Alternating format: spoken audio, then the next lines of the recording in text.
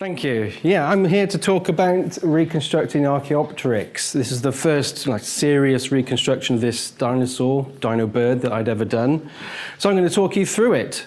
So I'm always paranoid when I do talks, and I don't do them very often. I'm always a bit paranoid that everybody in the audience is looking at me and thinking, what's this red-faced, clearly nervous guy doing talking to me about dinosaurs? And it's a fair question. I'm not a paleontologist. My last science education was combined GCSE science, so I don't have the letters after my name, but I have dedicated my whole life to paleo-reconstruction. It's my life's work and my life's passion. So I'm just going to start off by showing you some examples of my work, hopefully to get you on my side. So I started for the first 10 years of my career creating paintings with an old-fashioned technique called paint and paintbrush. So these are actually rendered with acrylic paints. This is actually about life size, actually. The one above is much smaller. But I actually found it quite a frustrating medium. I was always a little unhappy with the products of the paintings I was producing. And the reproduction process is quite complicated as well, taking photos and scanning them in. And I found I was spending more and more time manipulating them in Photoshop. So eventually, about 10 years ago, I started producing digital paintings, and I work almost entirely digitally now. These are both of these are created in Photoshop. This is the first plug. This is the book that came out in the spring. Written by my friend Dean Lomax, and I created 50 artworks for this book. So I'm much happier with the type of artwork I can create when I work digitally, so there's an example. I'll just mention, it is getting quite good reviews on Amazon, so it'd make an absolutely terrific Christmas present. Okay, so I also build models of any kind, really, any subject that excites me or interests me. There's a life-size Meganeuropsis there. That's not enlarged. That is a life-size griffin fly from the early Permian of North America, an early mammaliform, Morganucodon, and Neurodesmus, one of the earliest animals known to have lived on land. And you may recognize this if you're a fan of dinosaurs. This is the model I built way back in 2015 of Psittacosaurus, life-size, but we were able to apply the coloration that was preserved in the fossil. And the great thing about models is you're able to do experiments with them. So we took this model out into the countryside and took photos of it in varying different types of lighting. And we were able to do some experiments and realize and determine that this animal had a counter-coloration pattern. That means it's darker on the top and lighter underneath. It had the right sort of counter-coloration to live in a closed, wooded environment. So you can actually do experiments with models that you can't do with illustrations. Sorry, can you say that again, please? Oh, sorry, about the counter-coloration? Yeah, animals, it's quite common throughout the animal kingdom, actually, where animals will have counter-coloration. It's darker on the upper side and lighter underneath.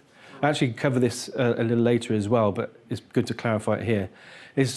Light comes from above, from the sun, in nature, so it casts, lots of light on the top, and you get shadows underneath. Well, if you have a coloration that kind of counteracts that, so you have a dark upper side, and where it would be in shadow, it's light, you can flatten the animal, make it disappear in its environment, which is useful for predators and for prey. So you'll find it on all sorts of animals, even invertebrates as well.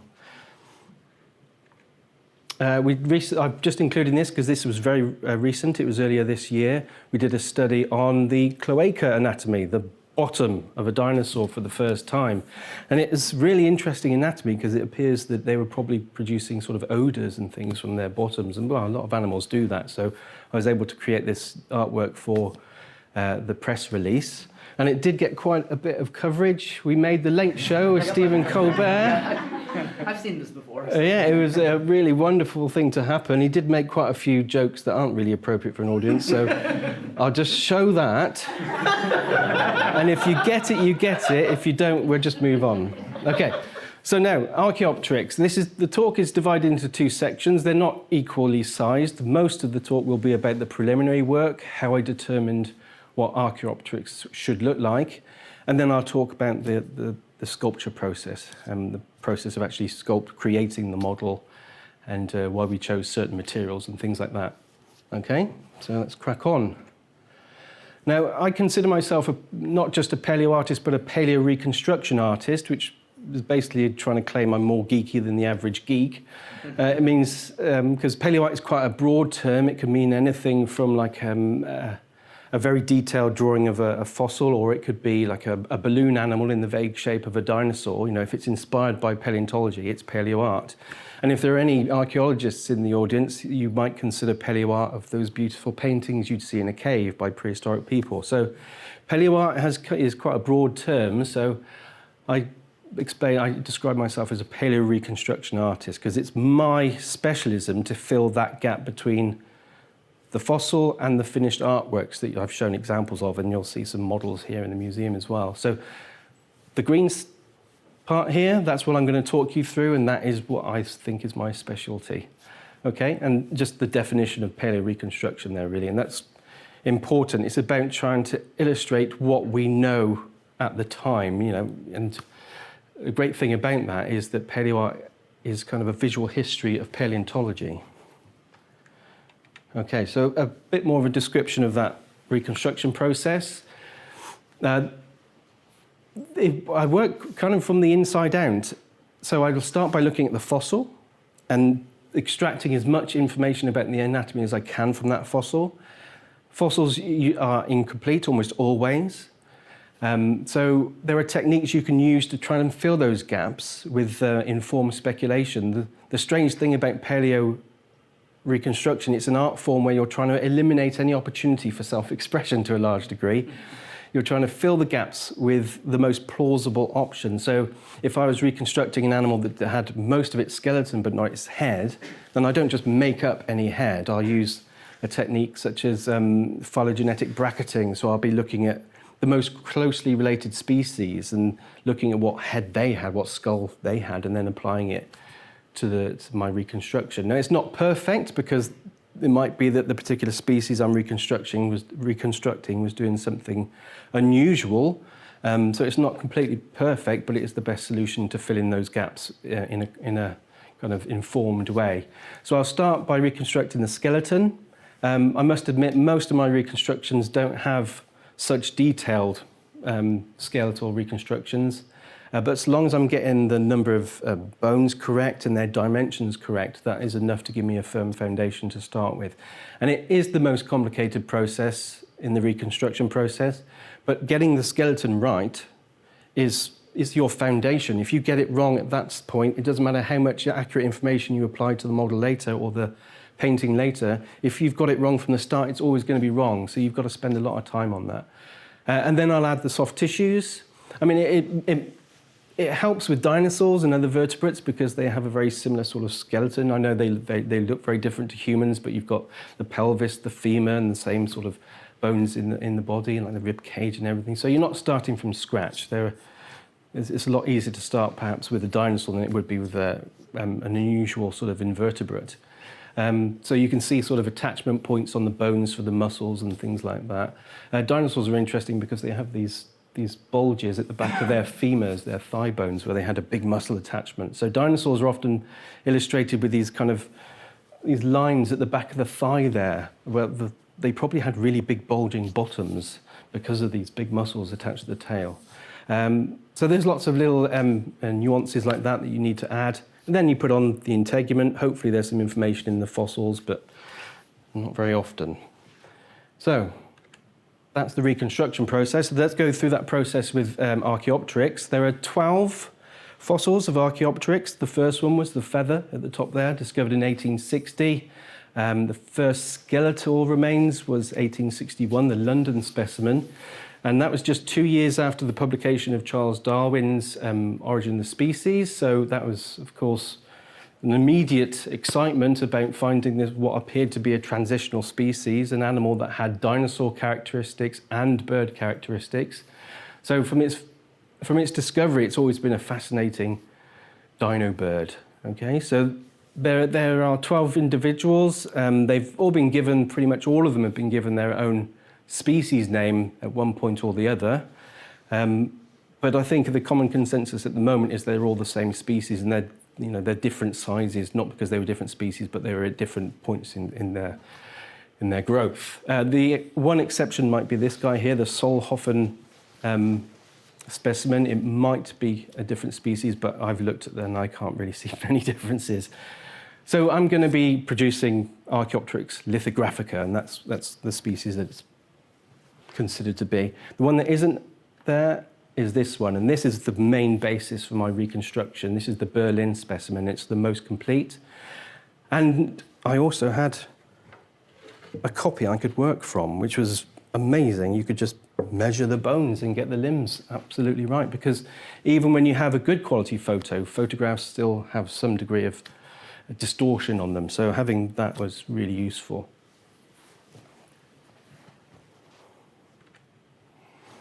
Here we are. This is the approximate size of the specimens, well, some of them. You can see the largest one is the Solhofen specimen, but we're working on to the Berlin specimen, so it works out about 500 millimeters long. And this was my first draft. The first idea for this reconstruction was to have perhaps clinging on to one of the pillars in the new building. And my thought process immediately was, well, what sort of limb joints did it have? Could it have done that? So let's talk about the feet and things. The first topic I wanted to address was what's called the reversed hallux. I think that's how you pronounce it, hallux. That's something quite common in modern birds. It's basically this first digit that's rotated, and I think it was an adaptation for perching originally. A lot of birds like chickens that spend a lot of their time on the ground still have it. But if you go way back to the theropod dinosaurs, most of them did not. They have this kind of reduced first digit sticking back there. So there was a point when that digit rotated to help with perching. And the question for Archaeopteryx is, should it have that perching sort of adaptation? If we look at the groups, Archaeopteryx belongs in quite a large group called para-aves.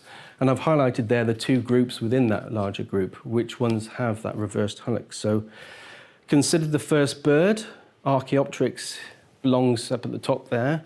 So there wouldn't be a surprise or particularly controversial if I did reconstruct it with that reversed first digit. So what do the fossils say about that? Well, it's clear in the London specimen.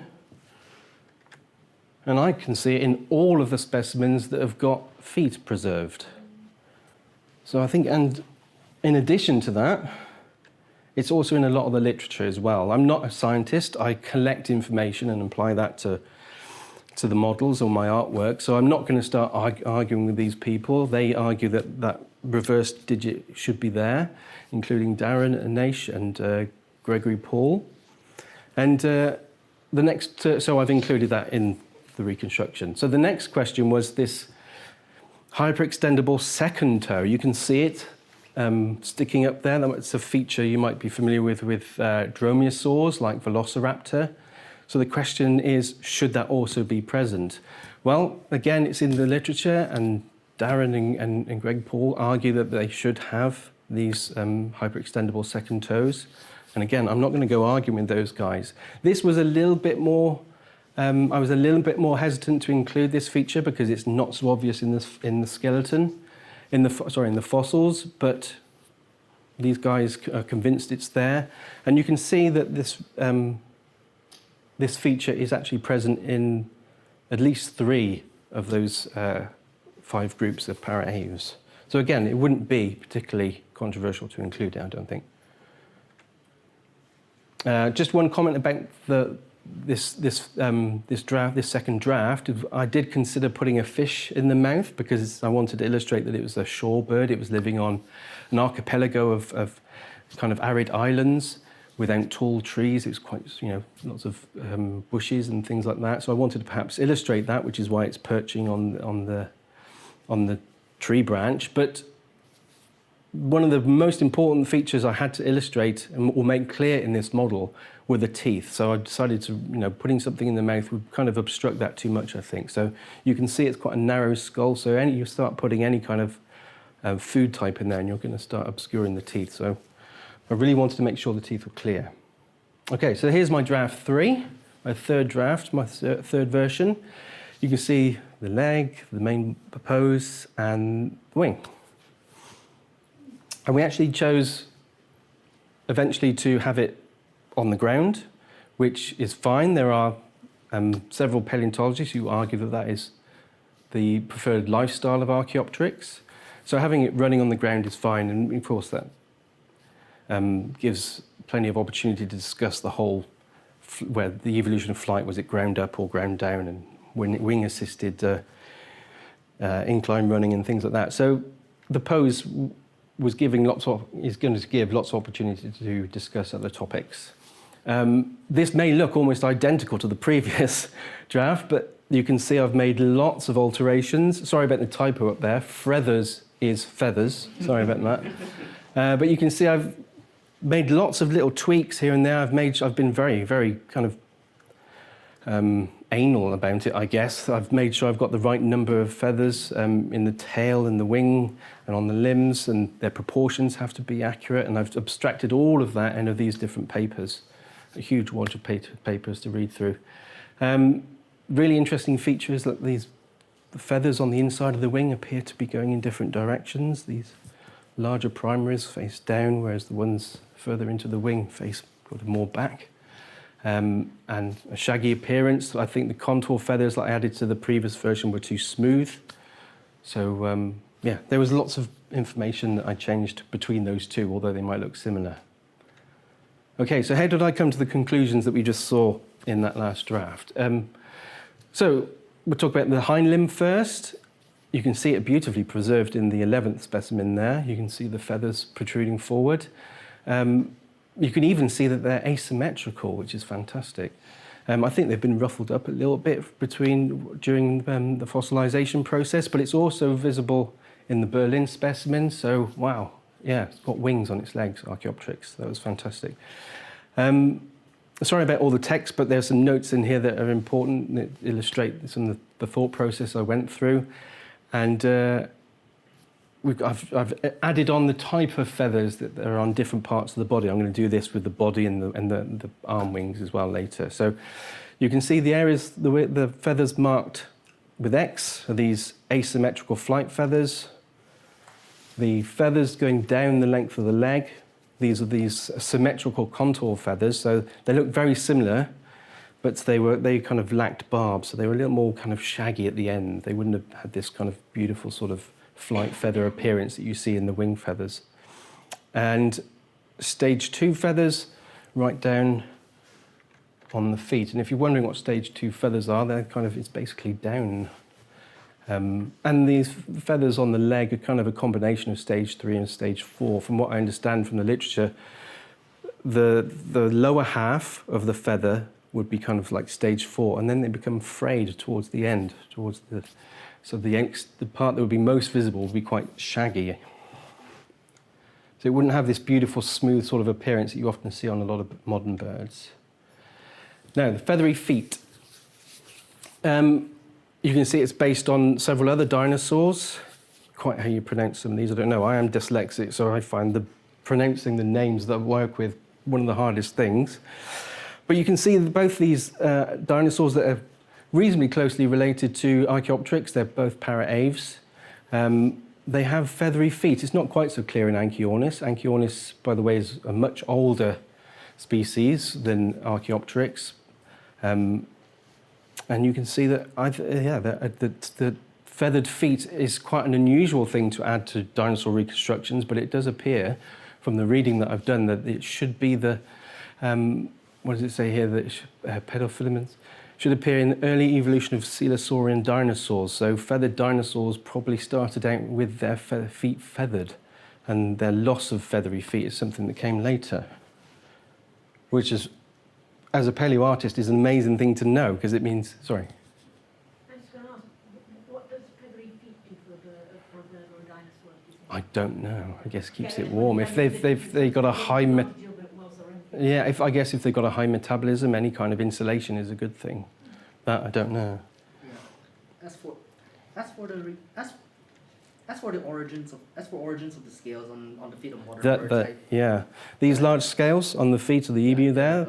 A recent study did actually show good evidence that they're actually evolved from feathers. Yeah, I was about to say that. Yeah, so feathery feet kind of still exists today in modern birds, but as this kind of scale form. But of course, you also have ptarmigans and and owls that have feathery feet. So it shouldn't be quite so unusual to us that it's been in the past. This, I think, it's a kind of an outdated view of some theropod dinosaurs to give them scaly feet. We should be considering it the norm to give some of them feathery feet. And you can see it in Microraptor here as well. The feathers go all the way down onto the toes. Right, onto the wing. Archaeopteryx has a kind of halfway house design of feathers. You can see this is Anchiornis here, which is much more primitive. And here's Archaeopteryx in the middle, and it's very different to sort of much modern birds. It has far more overlapping coverts, these feathers in the middle of the wing. They overlap a lot more, and it's thought maybe that was assisting with rigidity, because it appears the Archaeopteryx didn't have such rigid feathers. Well, if you overlay them, then you create rigidity doing that. And yeah, as you can see, this sort of thing was pretty well built for gliding. The colour is based on the analysis of the first fossil, which I mentioned earlier. We've been able to, I say we, it's nothing to do with me at all, but scientists have been able to determine the colour of this feather by looking at the shape of the melanosomes, these microscopic organelles in the feather, which contains melanin. And by looking at the shape of the melanosomes, you can determine the colour. I mean, sausages, that's not what I like for breakfast.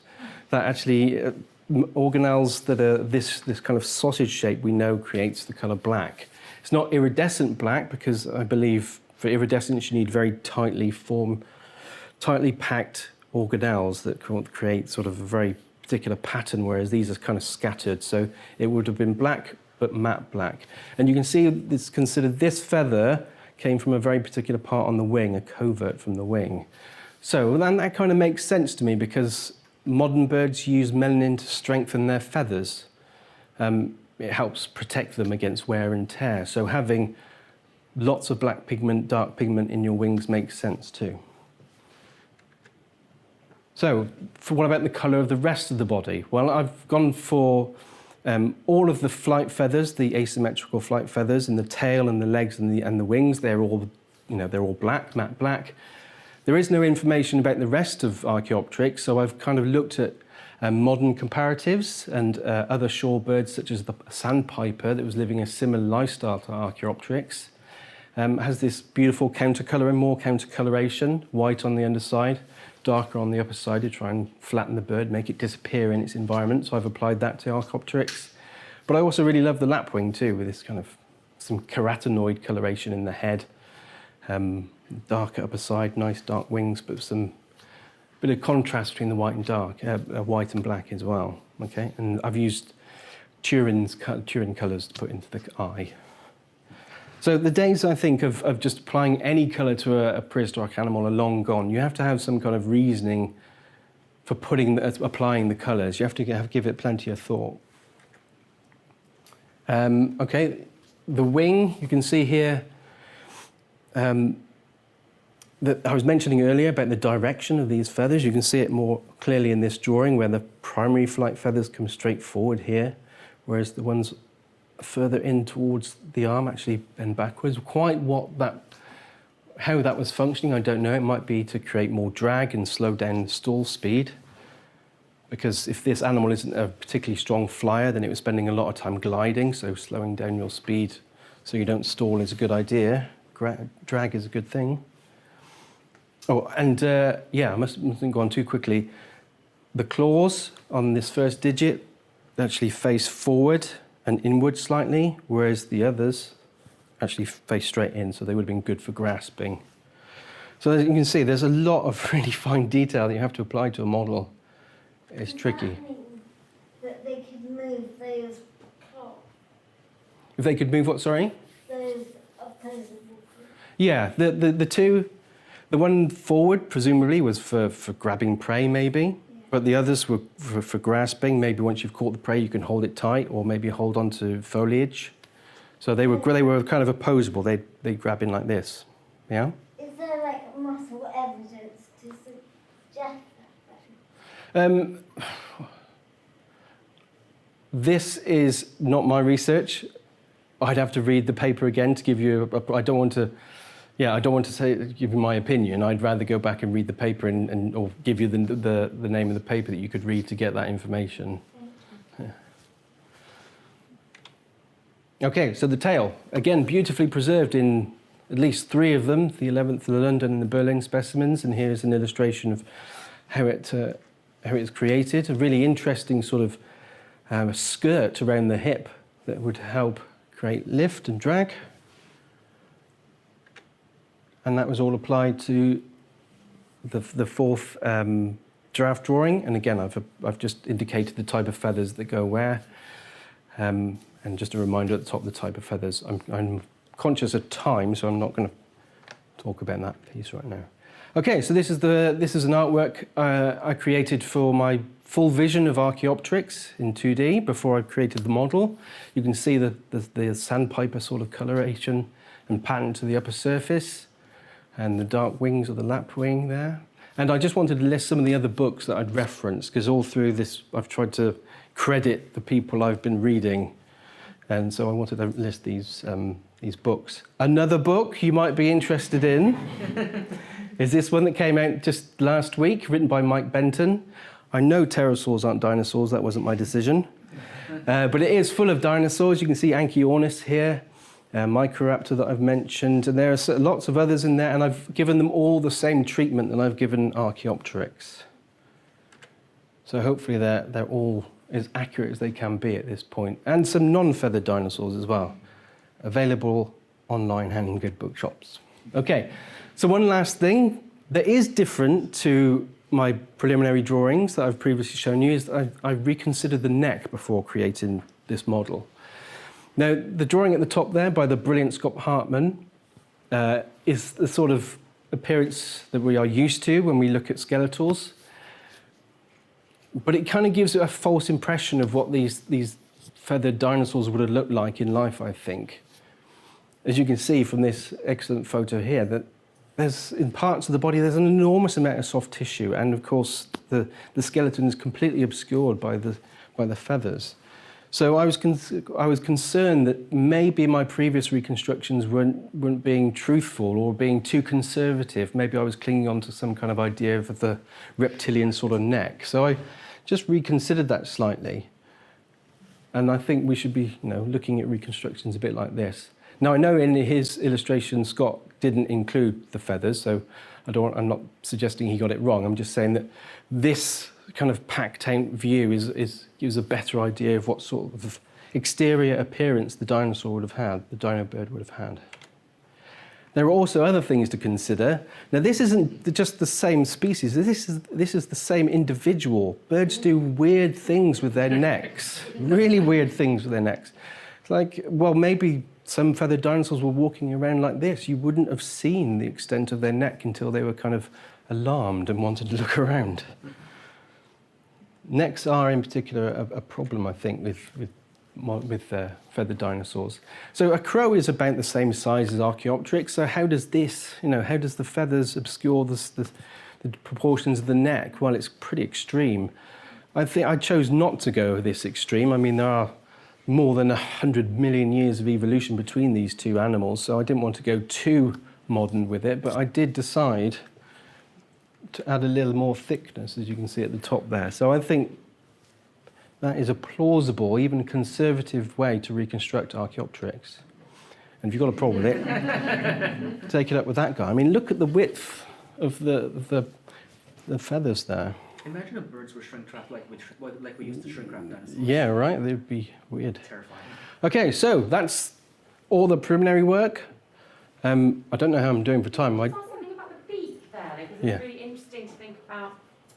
Is the beak sort of come from fossil study as well? There's no beak in Archaeopteryx. It just looked like as a snout, as what you'd referred to it as before. Yeah, it's like basically a snout, basically. Yeah, sure. Presumably it had some kind of keratinous covering, maybe, at least in the form of scales. Yeah. Okay, thank you. Okay, so all of that had to be done before I'd even started to build anything. So from there, I started to build the armature. And that is basically what gives the clay its shape, and it means when you start sculpting in clay, it won't fall apart and disintegrate. So I had to build a strong armature. I printed out at life size some of these drawings and applied them to some sheet tin and was able to cut them into shape and then fix them to my armature. It looks pretty crude at the moment, but I promise you it took me a long time to make sure I was getting this all cut correctly to the right size and I was attaching it in the right place. You can see I've created a beginnings of a neck. I also created a new sort of armature specifically for this job where I'm able to rotate the model, because big models are difficult because you're dealing with large sizes. Smaller models are difficult because you're dealing with very intricate sort of shapes and you have to get in little nooks and crannies, and that's tricky. So being able to rotate this whole model enabled me to add more detail. And this was the reference I had at all times, always applying back to it to making sure I'm not straying away from all the preliminary work that I did. And then I applied the clay. The clay I used on this occasion was monster clay. I'd never used it before, so I must admit I was quite terrified starting a project with a material I'd never used before. What's special about monster clay compared with ordinary clay? It's not water-based. It's like a wax clay, so it doesn't dry out. I can just leave it on there for as long as I like, and it just doesn't dry. So I don't have to keep wrapping it. I could just apply it and warm it up. And you can even use a heat gun to create a kind of to almost melt the surface to smooth it and things like that. It was good stuff, so I would recommend it. I popped in the eyes so I could start sculpting the shape of the head and things like that. And you'll notice I've already sculpted the hands and shaped them. I did those separately because I wanted to be able to remove them before moulding, which I'll show you in a moment. So once you've finished sculpting the clay, you have to build a mould around it. The first thing you do is pour in liquid silicone, and it's very liquid the first few layers, so it captures all the very fine detail. You can see I've taken out the eyes and just created a hole there so I can pop in the glass eyes when it's finished into the cast, which comes later. I've removed the fingers because they would be problematic with moulding. And I haven't got any feet yet, you might have noticed. Oh, and I've removed the lower jaw as well, so I can make a good mould of the inside of the mouth. And then once you've covered it with silicone, to create a mould, you have to be able to take the pieces apart and put them back together again. So you have to decide where you're going to create the divisions to create different pieces, and that can be tricky because you have to make sure it comes apart, otherwise you're going to destroy whatever's inside each time you take it apart. So you draw onto the silicone where you're going to create the dividing walls, slice through the silicone into the clay, and then it's a bit difficult to see because it's transparent, but then you put in these thin pieces of plastic to create a dividing wall. And you can see they've got these sort of half-dome shapes in them, so that on one side you create a dome, and on the other side you have this indentation, and it means when you put the mould back together, it fits perfectly together. That's the theory. And then you build a rigid jacket around the outside, because this stuff is very flexible. It captures the detail, but it's very flexible. So you create a rigid jacket around it. And I used a material called jesmonite, which is very similar to fiberglass and resin, but it's water-based, but it's nowhere near as toxic. It's much nicer to use, but it is heavier. I've changed species to an ichthyosaur, which you can see at the museum, but I didn't have any good photos of this stage in the process with Archaeopteryx, so I've just swapped to a different species. This is Proto-Ichthyosaurus, but you can see here that the pink silicone rubber has captured all the detail from the skin, and here's the dividing wall that goes all the way around, and it helps you line it up and fix it back together perfectly. And then into each piece you add layers of fiberglass and resin, and then use more gooey resin to stick it all together, and you piece it back together into the mould. And then from that you should get a reasonably good, hopefully perfect, plastic reconstruction of your clay model. Now, that never comes out perfect. What you really want are these kind of fraying bits, because it means it's fixed together perfectly. and it's really easy to clean those bits away. What you don't want are these little gaps, because it means you have to fill them in, and I'll use things like epoxy sculpted but milliput to do that. Fix back on the lower jaw, put the fingers back into these sockets that were left, and you can see the feet at the moment are just these pieces of wire. I embedded wire into the cast. Actually, So that, excuse me, you've not seen any indication of time scale, and this looks fantastically time-consuming. it is, yeah. It's like, yes, it's weeks and weeks of work. Rough idea of sort of time, Um, time Sculpting probably took 2 weeks. Moulding and casting it probably took another 8-9 days. And between this point and painting it will be another week and a half or so. Plus all the time it took me to read all the papers and do the preliminary drawings. So yeah, we're talking like 2 months or so of work. Did you also say that it had teeth, and if so, what are they? Aha, I'm going to get to the teeth. They're too small, and this stage they probably get lost in the process of creating a mould. I mean, it's a really fine detail that potentially wouldn't mould and cast properly. So by doing them later, I can get them the right size and then make sure that they're not lost. Also, it enables me to make them from a different material. If I include them at this stage of the model making process, there'll also be resin, but I wanted to use a different material to make them, give them a kind of a gloss finish. Thank you. And once you've got your reconstruction, you just butcher your clay sculpture, which is a process, I think I never do until I've got a good copy, because you spend weeks sculpting these things. It'd be terrible to recycle all the bits, and then you realise your mould doesn't work properly. So yeah, this only happens when I've got a good copy. And then I paint it. But you don't have to just put up with these pictures. I'm going to ask Amanda to come up to the front, please, and help me unveil it. Let's try not to damage it as we lift off. So if you grab one side, we'll take it off.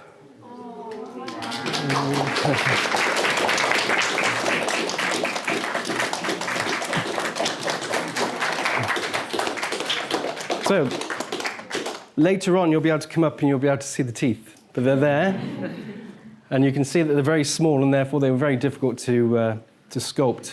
Now we've got the feet. I sculpted the feet separately. Now I think it's important that when I do talks about artworks that I'm completely honest about it. So I'm going to include a little extra bit at the end here. When I delivered it, sometimes artists get a bit carried away, and we tried to go a little bit further to make it a little bit more spectacular. And I'd also thought that this model was going to be positioned on the floor. So when we were looking down at it, I wanted to make sure that the animal was looking up towards us. But that meant that when it was delivered and then eventually put on the plinth, it had jazz hands. And it didn't look right. It didn't look good.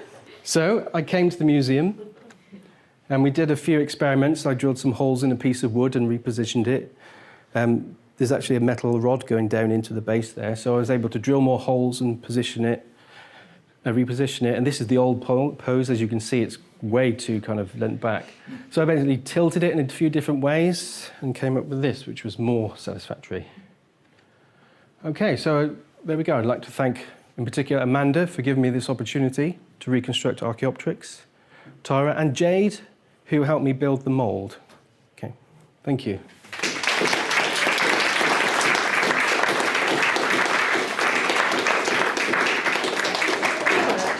Wow, that's amazing.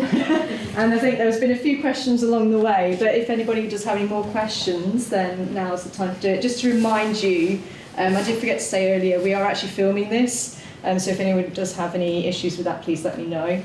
But yeah, so who has questions, if you want to... Yeah, do you want to go, Joseph? How did you attach the feet and teeth? So if you might remember, there was pieces of wire sticking out at the bottom of the legs, so I basically just bent the wire into shape, and then added the clay and sculpted them individually. This one I had to break into pieces and removed when I was repositioning it, so that's actually the second version of the foot that I've sculpted. Yeah, we were sort of debating about what we could do, weren't we? Yeah. And then you were getting quite sort of articulated about what we could get up Yeah. to, and we were like, ooh, we're going to have to break it and everything. Yeah, I had to completely Luckily, destroy yeah. the foot to get it repositioned, but it was worth doing to get it right. Yeah, definitely. What were the teeth though? Sorry? How were the teeth attached? I used a very small drill bit to drill a tiny hole, which believe me is tricky. And I inserted sharpened pieces of metal, so they're pretty strong, and then coated them with etching primer and then painted them, and I gave them a shiny gloss finish. Did you say it was to scale? Yeah, it's life size, yeah. Based on the Berlin specimen, yeah. So, how much bigger would the biggest one be, and how Yeah, much that's smaller would the smallest one be? the largest one is the Solhofen specimen, which I think is about another 10 centimeters longer, so not enormous. And the smallest, I don't know which one it is, but I think it's only about 15, 20 centimeters long, so quite a bit smaller. Okay, thank you. Yeah. Yeah. Yeah. Do you I want was just going to ask about the markings. I mean, surely the fossils, unfortunately, you really have no idea what the markings were like. I mean, is this an educated guess? Yeah, it's based on the sandpiper, which Okay. lived, it was a shorebird, presumably with a similar lifestyle, but it had Okay. kind of a beautiful, a pretty version of counter-coloration, which is why I chose it. Okay. Yeah, and it blended nicely with the idea of having these heavily pigmented flight feathers as well. It kind of Right. merged together nicely. There's a bit of artistic license in there. have a I look. didn't. I wasn't able to. come back and tell you got it wrong. Well, no. The only information we have on colour is one of these coverts here, one of these wing feathers here. Right. Yeah. Okay. I managed to find a bit of opportunity for self-expression, just a little bit. I think there was a question at the back, yeah. It's a more general question, but you said you started off with kind of doing watercolours very 2D.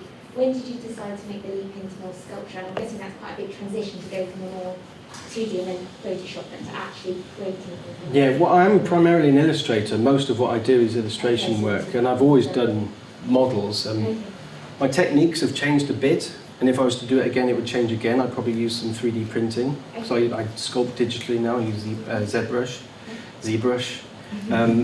So I might use a few other techniques. So it's always, ways I do things always developing. It's part of the enjoyment, really. But yeah, I'm mostly an illustrator, and I'll do models when I get offered a really exciting opportunity. Just in that is just quite very skilled in kind of taking something flat and Yeah, model building in particular it's a science, and you need to know so many different materials. I'm barely scratching the surface with it. And if I was ever asked to do a model that I didn't think I could do convincingly, I'd probably say I can't do that, because there's certain ways of doing it well that I wouldn't be familiar with. I mean, I'm always up for a challenge, but there are some things I think that I'd say you might be better off going to a specialist for that. This is a bit. Oh, sorry. Yeah, go on. You. This is a bit of a personal question, but why the University of Reading? They asked me. Why here? Why us? They asked me, and they had the budget. I was going to say, Amanda, do you want to elaborate? Why did you go down? Why did you want the Archaeopteryx? Well, the head of school said, I've got some money, do you want to spend it? And I, of course, said yes. And I felt that it would be really fantastic to have a model of, we've got two of the casts of these Archaeopteryx. And we had a model that, I meant to get it out, you'd be laughing if you saw it. We were actually going to put it in We instead. were Just to see the reaction. I just thought it would be a really great thing. And we did think originally that it would be nice to have something crawling up the building, which was your original Yeah, the first draft drawing, yeah. before sort of got a bit scared about the fact that people weren't going to see it properly and it might get damaged. But it's just, why not? Yeah. We've got the money, let's do it. So yeah, we do have the London and the Berlin specimens. So if you want to have a look at those before you go, you're welcome to. But yeah, there was a question here. Yeah. Do you do animation as well? No. I create models that can be animated. I've had people ask for that recently, and I've been supplying it. But animation, as yet, is not something I've tackled. Okay. Yeah. And also, I was going to ask about the feathers and the big toe. Why is this, and which is not necessarily to do with the art side of things at all. So I was just wondering about this big toe that sticks up. What would it use it for, a sticky up toe like? I think it was an adaptation for predation, for catching its prey and holding it down whilst it ate it alive. Would something like a sea eagle have that or not? I don't think so, no, but they... this isn't... I know there's a paper written specifically on The big toe. this hyperextended second digit. Again, I think I'd rather read the paper before making up an answer, but yeah, from what I understand, it's actually kind of piercing. It doesn't really, it's often described as razor sharp and slashing, but it reads, it wouldn't have done that. It is really a piercing sort of, maybe for climbing as well, climbing trees. They were clearly climbing and gliding at times as well. Piercing and holding. Yeah, piercing and holding, yeah. I was going to say, did you want to add anything, Brian? Yeah. That's a great explanation. Yeah. Fair enough. Cool. Yeah, Lawrence. Have you given it a nickname? No. No. I tend not to. I mean, I did to the Psittacosaurus because I made 2 copies. So one was Stanley and one was Podge. But I haven't named this one now. We were actually talking earlier, weren't we, about how we might name it. I'm happy for anybody to come up with a good idea. That Bob's made 2 other of the models in the museum. One is the big proto-ichthyosaur that you saw a picture of. And the other one is an ichthyostega who's called Kevin. So I don't think this one is going to be given a name, though, is it? I can't remember if it was or not. I think we're still debating which one, I think. Yeah. But the elephant's called Norman. Yes. And then we have Kevin the ichthyostega. They're the main guys. Cool. Is there any other questions? Yeah? How, I mean, again, this is not a question about the art side of things so much, but would you have any idea about roughly how long these things might live? Oh, no clue. No, not something I'd know. Right? No. Tricky. It's tricky with extinct organisms, of course. I mean, some of the big dinosaurs, we think they live to be maybe 25, 30 years old. T-Rex gets really big really quickly, for example. But the smaller. No idea, no. Any other questions? No. Well, thank you very much for coming. Of course, you're going to be more than welcome to come and take pictures before we actually put him in the case. And also, we are going to allow you to have a few more minutes in the museum if you want to have a look around. We'll give you about 20 minutes or so.